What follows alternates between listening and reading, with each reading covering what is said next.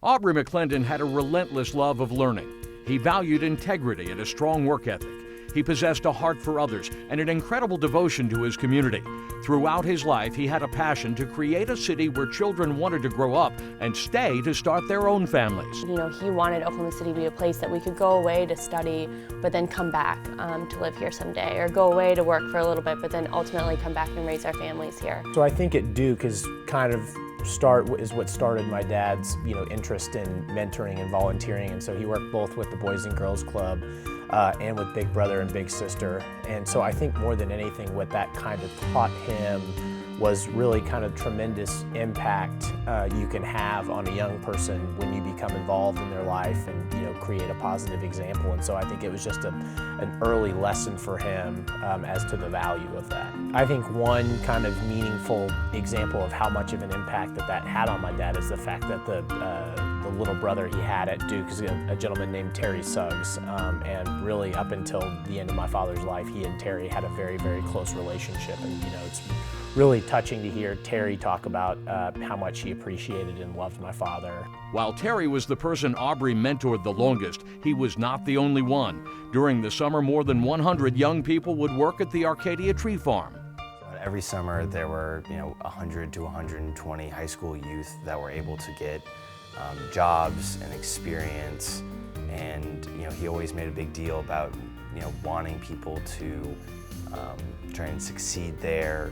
And if you screwed up, you got a second chance. He really believed that everyone should get a second chance. Whether on the tree farm, in a business setting, or out and about, meeting Aubrey was a unique and unforgettable experience.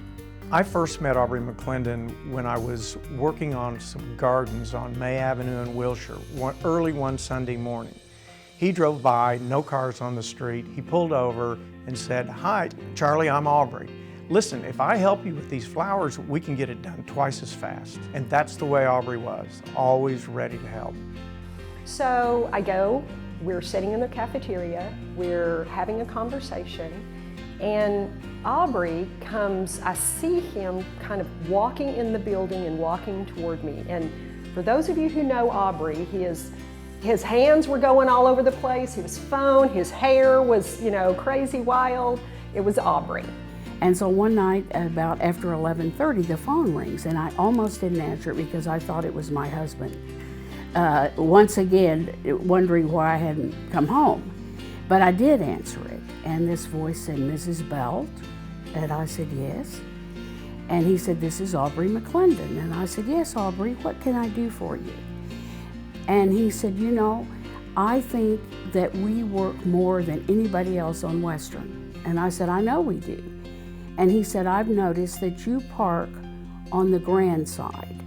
And I just wanted to tell you that if ever you're leaving at night and something doesn't look right in the parking lot or you have trouble with your car, please call me so that I can walk you to your car." Aubrey's endless curiosity, his leadership, and vision would set the stage for him to make a lasting contribution to making Oklahoma City a better place. He had the greatest vision for Oklahoma City and Oklahoma of any leader in the history of our state. And I include his uncle Bob Kerr, the senator, in that. And in his brief life, he accomplished much in gaining the vision that he foresaw.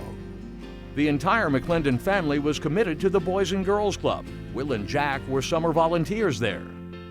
So I had a great experience with the Boys and Girls Club my senior year. I volunteered there during my summer, and I just had a great time being able to really teach and play sports with, help them with their homework.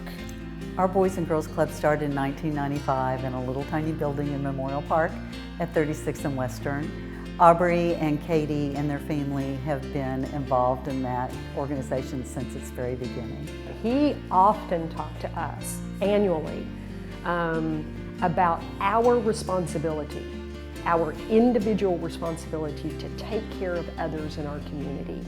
He lived it, he preached it, he pushed others to recognize that responsibility, And I know for me and for many of us that worked closely with him, that is a lasting change in the way that we view our role and responsibility for others in the community. In 2017, our board of directors voted to create an Aubrey K. McClendon Lifetime Achievement Award in honor of Aubrey and the wonderful things he did for youth and did for our community. We want to help that legacy live on by honoring an individual each year with those characteristics of caring, compassion, and support for the kids that we love. Through leadership, conversation, a love of people, and a passion for their community, Aubrey's and the McClendon family's impact will endure for generations.